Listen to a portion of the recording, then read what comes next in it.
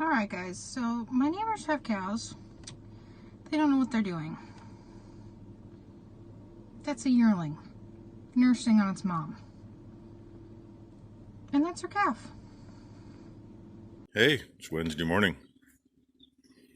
Must be the, 17th? I'll go with that. If I'm wrong, I'm wrong.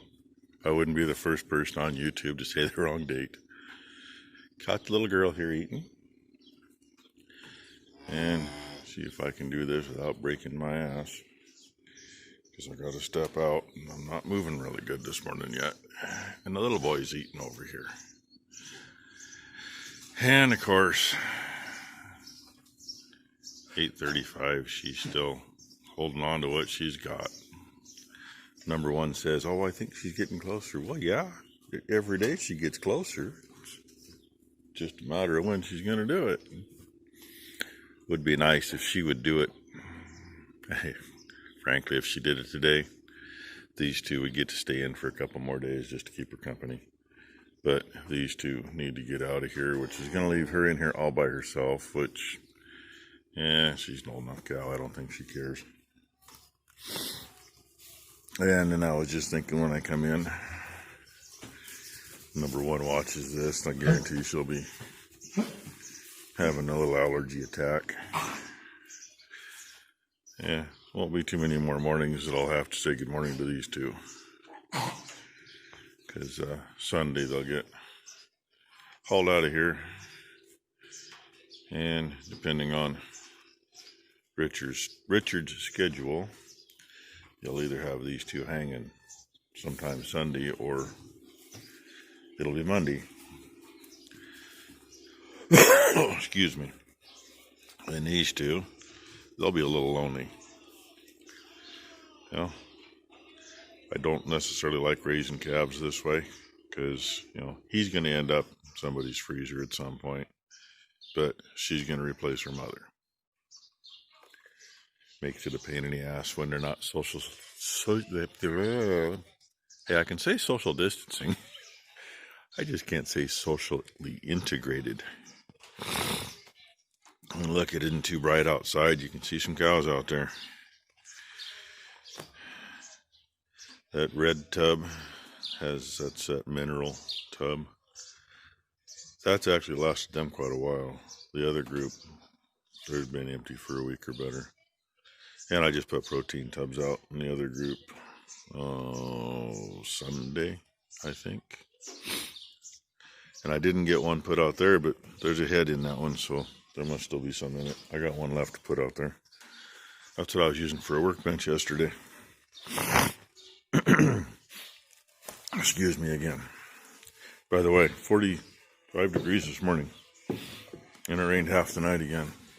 And the wind blew, so it's kind of dry. Something I realized this morning when I walked out. I didn't even shut the shop door last night. Apparently somebody shut the lights off because they're off. Either that or the power's out, but power to here is fed off of that. And these lights are on. So a reason of deduction, we'll say there's still power. And yeah, I showed you what I got done on here last night. I need to get in and see how it comes out. There's the master cylinder. And that ether injector right there that's coming off. I don't know if that's an automatic or there's a button. I kind of got a feeling it might be an automatic because I didn't see a button in the cab for it. And things with automatic ether injectors, when they set for a long period of time, and then you go to fire them up, well, they might think that it's the 20 degrees that it was 3 months ago. And so they're set to give it a big shot of ether. Next thing you know, you blow something up. So it'll come off. We only have it on a couple of things. And they need it. Trying to think what we have. With Bale Wagon has one. And 4010. I guess those are the only two things that actually have them. And then they take different ones. the Bell Wagon's got a canister like this has, and 4010's just got the little key ins, and the regular tractor, cheapy tractor injector. This had it on it when I got it, but where it was, I don't know how you kept. I guess it was for extra power, because no matter what you did, you'd bump the stupid thing. It had a lever on it, but it was a big can, like that thing's got in it.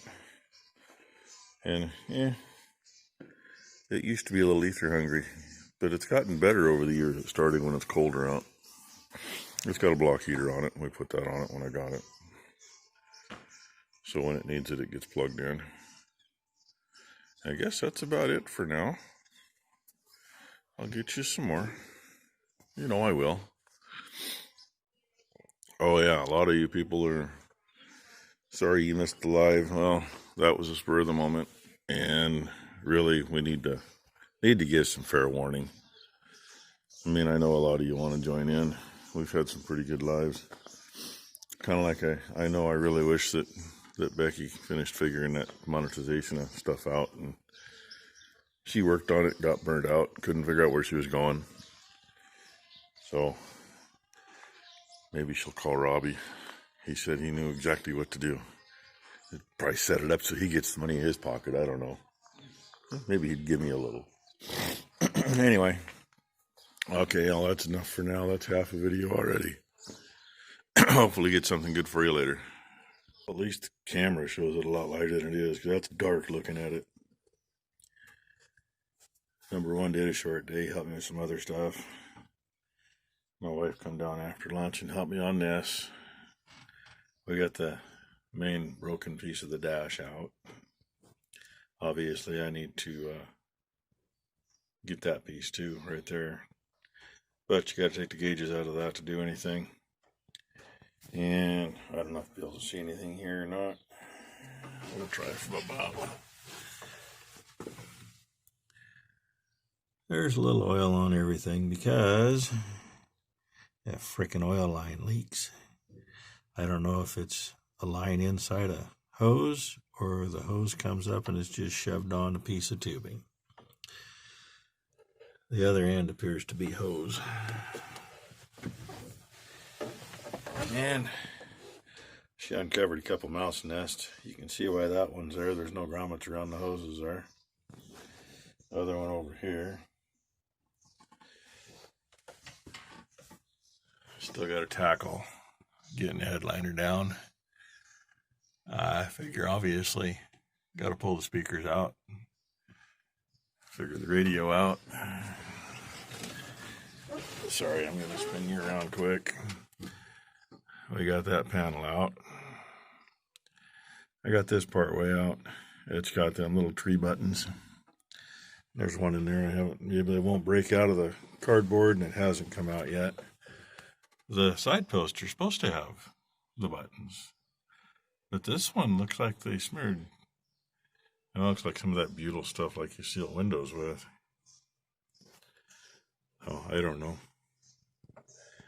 And I got this top one out. It's just in with push buttons too.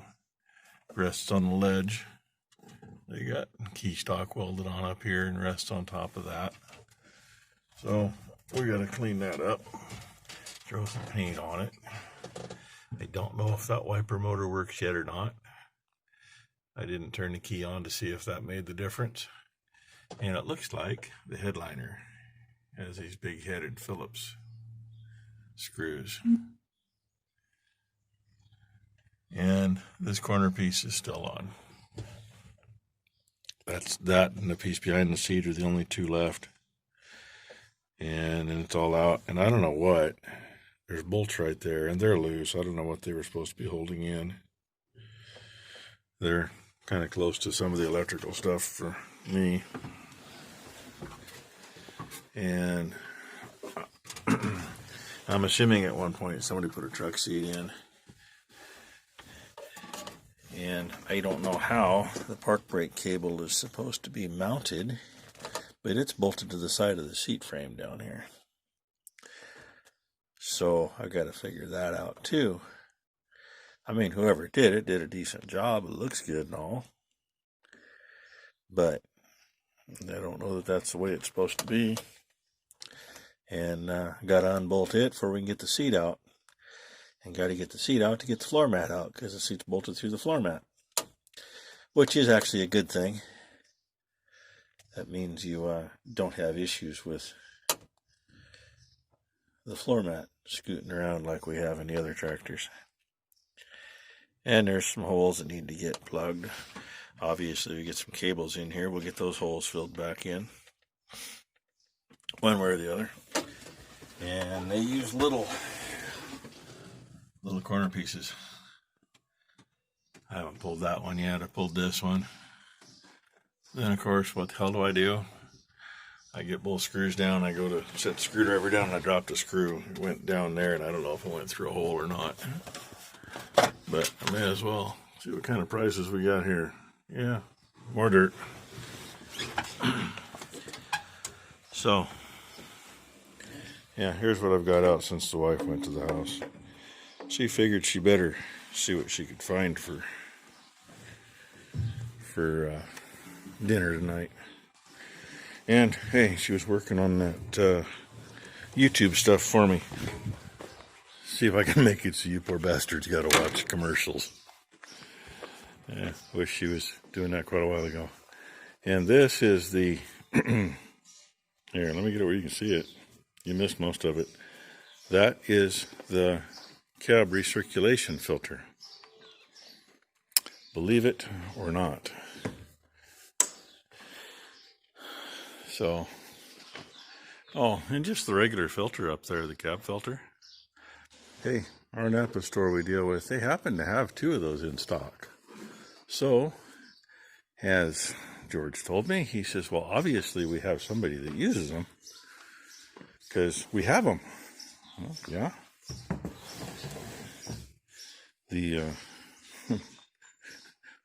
I don't even know what the hell they cost for the other tractors, but that sucker's $85. That kind of surprised me a bit. I mean, I don't expect them to be free, but we go through cab filters around here, because it's just not worth messing around. So anyway, I figured I'd better get you this much while I get this stuff out of the way. And yeah, I gotta feed. Wow, I got 2 calves and 3 cows to feed because the other cows and calves went out. I got some of my issue up here took care of. For one, I fixed the bracket and made it like the ones that actually show in the parts book are, that have a cut in it, so you can get it over the damn AC tubes. And Ben was nice enough. He thought he needed this rubber stripping on his Bobcat. He left it here. I cut it in half. The front worked perfect. The back I got to cut about 2 inches off. I'm putting that in there. Give that hood something to rest on instead of wearing on. And it holds it up off the radiator cap. I can just slide my fingers in, so it ain't never going to touch. But I'm thinking I'm going to adjust the other side of the hood up a little bit. There's a bolt right there. Just put a shim under that, a couple washers or something. And the back, I'm hoping it's in a slot. See the bolt in the middle of the picture. And just slip it up that little tiny bit. I think that's going to be the best option. Cheapest and easiest. Next thing, the seat comes out so we can finish getting that panel out from behind it. So that's what I got for you today. So thank you for watching. Please hit the like and subscribe if you haven't. And I'll go over here and feed this last cow that hasn't calved yet. Hopefully the rest of the others don't come in. One of them is. That big cow right there is the one that's got the twins on her. And somehow, number 1 left after lunch. She had obligations. That's fine. But there's a calf in here. It's that heifer calf that got kicked out this morning, and I don't know how she got back in here. Oh, maybe she slid under the gate. all the gates are down in the manure. I know she didn't slide under, so I don't know how she got in here. I got to get her back out. That's all I know. Anyway, that's it for now. Thanks for watching.